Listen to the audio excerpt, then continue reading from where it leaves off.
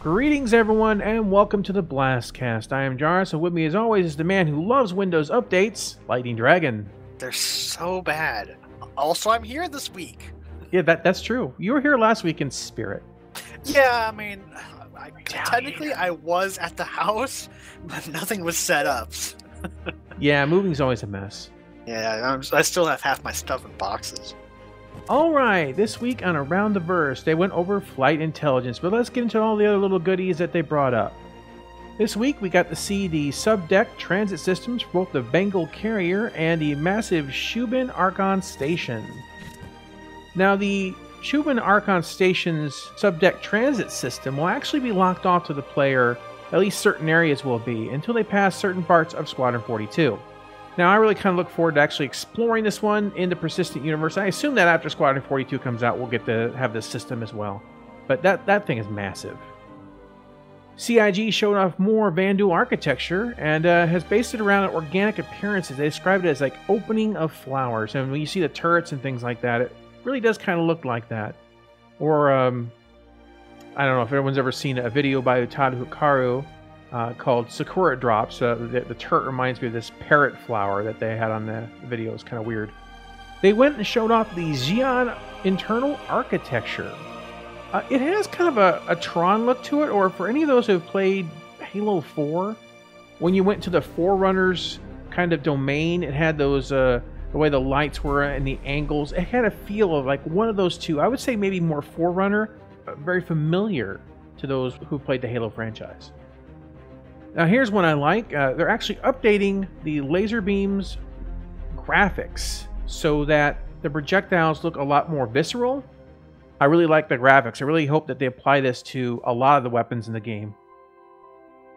They've also expanded the takedown system for more types of takedowns, so now you can kill people with more gusto. They showed us the new skin shaders they have for the character models, kind of comparing the old, the current, and the new.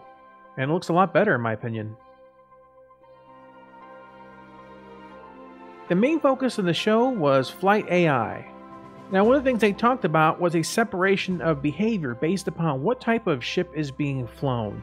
You know, difference between a fighter, a medium cargo ship, a large freighter, a capital ship. Fly the same right now. Yeah, pretty much. That's why they're trying to separate these behaviors.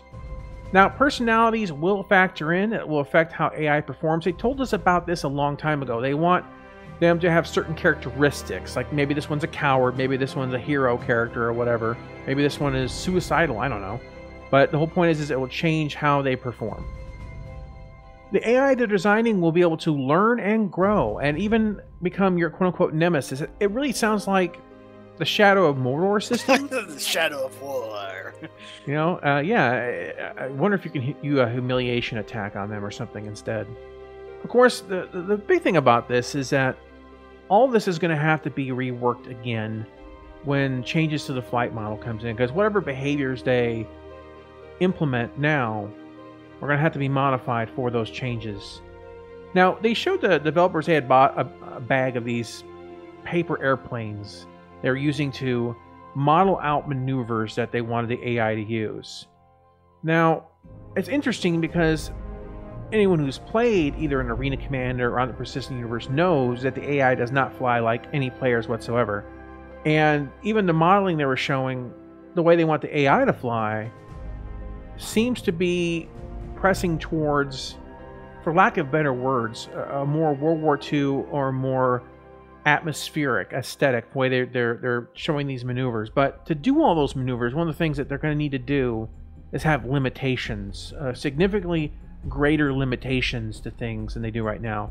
And I'm hoping with the 2.0 being the top voted priority for 3.2, and we're not going to see really any major changes of flight until Item System 2.0 comes in, because Speaking of Item System 2.0, yeah, I was gonna make the comment in the video, but when you were talking about it, I don't know if it was last week or the week before, when they did the vote. Was that last week? Yeah, I think it was last week, or I don't know. It's all blurs together to me. Anyway, though, the point is the primary vote for 2.0 was also the primary vote for the secondary one. Is 2.0 is like 19%, and you're like, the second one is like 13%. It's like, what? But there's 19 on the screen. Well, what it was is I was discounting whatever one was in the lead. And I was looking at the next one down the line. That's what I was doing with that one. It's kind of like 2.01, number one pick and number 2 pick. And I don't think it won number 3 pick, but it was really high up there. I voted for 2.0 for all. Every single one. So the way I figured they were maybe looking at it is that whatever was number 1, they weren't going to look at in the second box as like, okay, this one won 1, we can take that out of consideration for box 2. And they might do that, but they or they could sum up all the totals. I don't know, but there's a couple different ways you can do it. They'll let us know. Yeah, maybe. Good point, though. All right, let's get into 3.1. Oh, sorry, I crashed. Oh, that was a cheap shot, but I had to take it. Yeah, I mean, it's not inaccurate. Now, there are, of course, issues with 3.1, and I mentioned last week that I don't think it's ready, but they're probably going to release it anyway later in the week or whatnot, and that's kind of what happened. So yay, I'm finally right. Only took like 2 years for it to happen. But there are some really good things about 3.1. Now, for starters, I do like the cleaner target brackets around ships that you're targeting. They're cleaner, they're simpler, they're tighter to the target. In every way, I think they're superior. The display and your helmet for your ship shields and your target as well. Bigger, easier to read, cleaner, easy to see out of the corner of your eye. Massive improvement. I got to give them kudos for that. Now, there still are some lingering issues that I think need to be addressed. Fix the ladders. I can't say that enough. They need to be based on an interaction button, because this is nuts.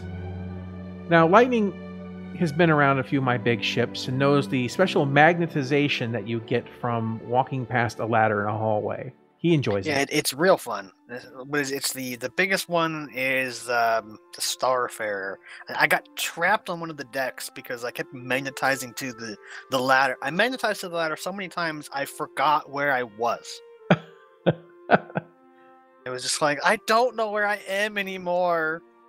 I was stuck in there for so long. I got magnetized to a ladder in the Reclaimer and fell into a dead space where there was nothing.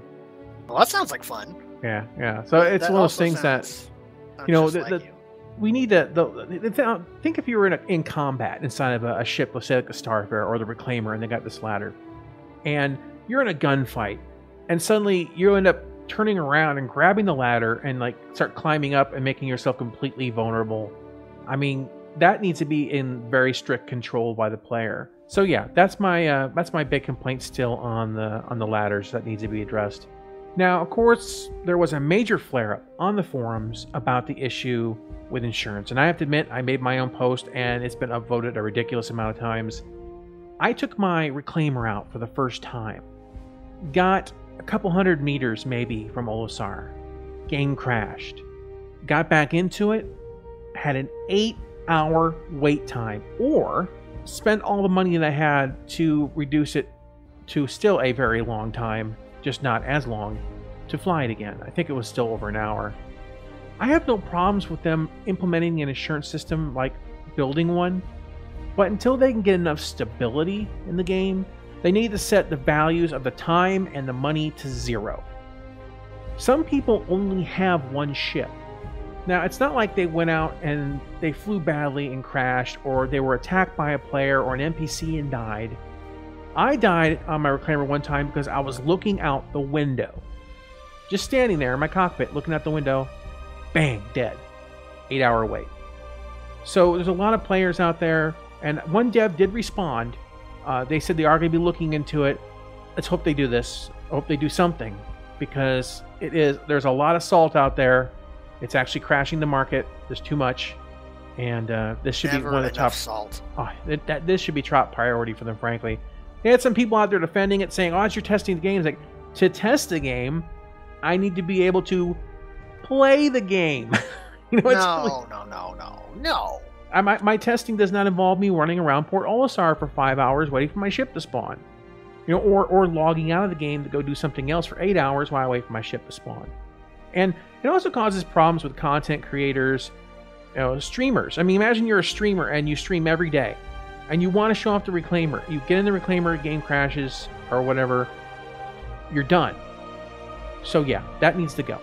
And nothing. So once again, they don't have to remove the system. They just change the values until we're at a persistence level where if you disconnect, you log back in, you're still standing on your bridge or you're still sitting in your chair and you're still flying.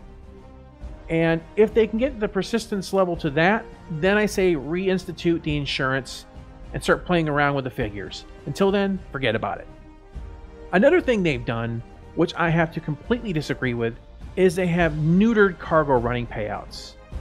Now, you can buy 15,000 UEC worth of cargo, take it all the way to a location to sell at a good value, one that's, should pay reasonably, and make about 500 credits. Which buys you absolutely nothing. And here's the thing, you are carrying 15,000 UEC of cargo.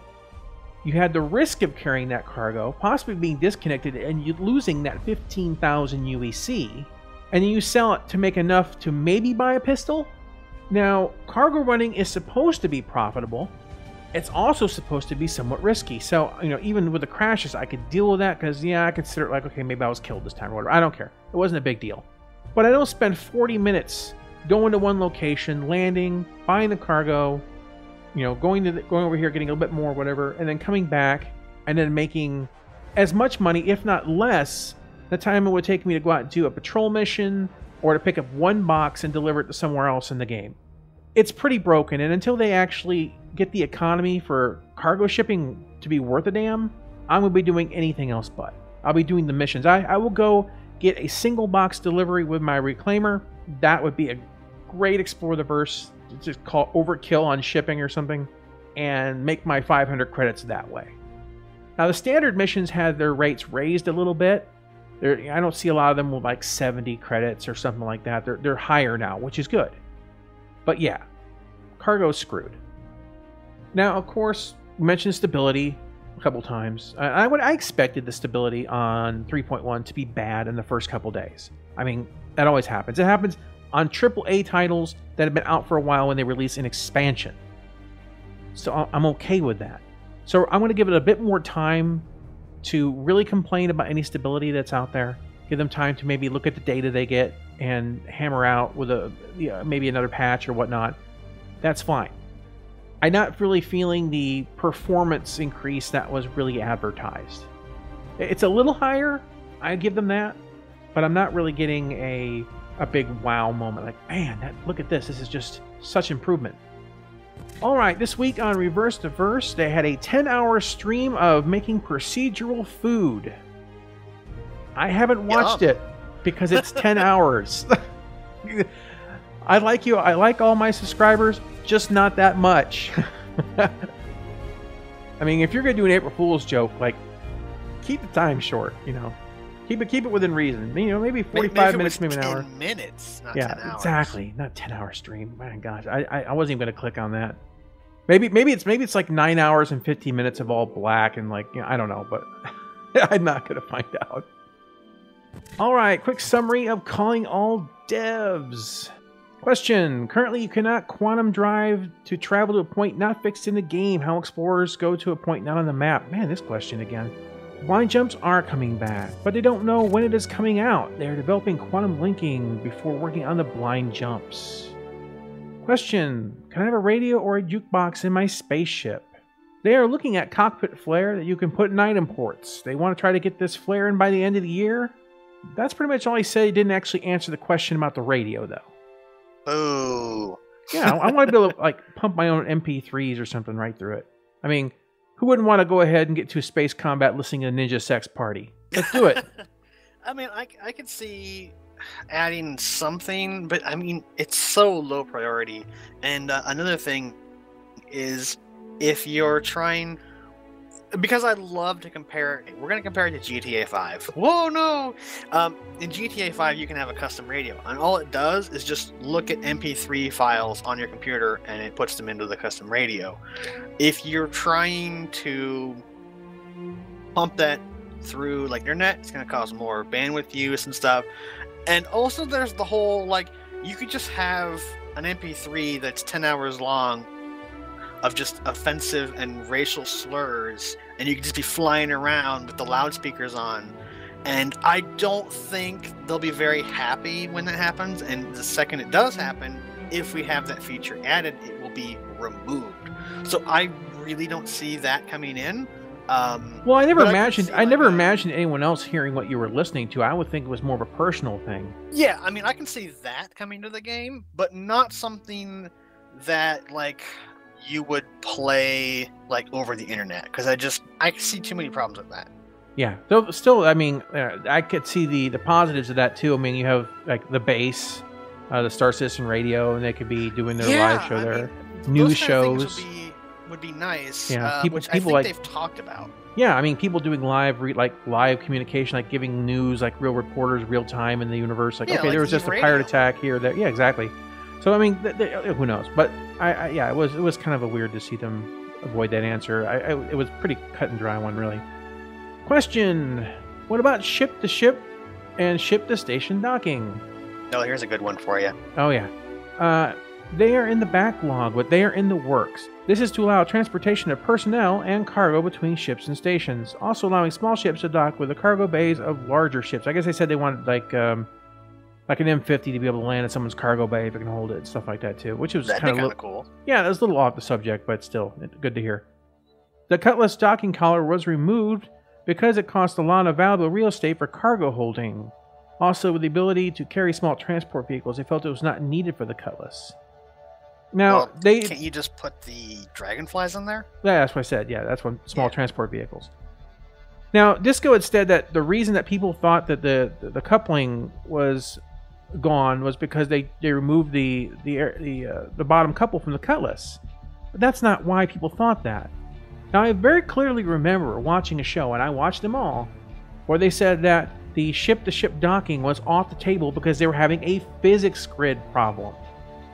And to simply say that it was our misunderstanding when they actually said it, either Disco doesn't know, or they're trying to 1984 us and put it down the old rabbit hole of history and pretend that they never said it. I don't know. I mean, we did have the whole